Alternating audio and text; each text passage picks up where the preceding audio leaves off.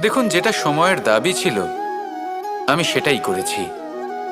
যদি আমি রণভূমি ত্যাগ করে না পালাতাম, তাহলে কে জানে কত সৈনিক নিজেদের প্রাণ হারাতেন, কে জানে কতগুলি পরিবার নিজেদের বাঁচার আশা হারাতেন, কে বলতে পারে হয়তো কত প্রাণী এই সংসার ত্যাগ করতেন। আর তাই কখনো কখনো যুদ্ধ বিমুখ হওয়াই শ্রেয়। কখনো জীবনের ক্ষেত্রেও এটা প্রযোজ্য। যদি দূরে চলে গেলে আপনার সম্ভাবনা বৃদ্ধি পায়, তাহলে দূরে চলে যান। দূরে চলে যান সেই সকল ব্যক্তিদের থেকে যারা কথায় কথায় আপনাকে অপমান করেন, আপনার নিন্দা করেন, আপনাকে বাধা দেওয়ার চেষ্টা করেন, আপনাকে ছোট করেন।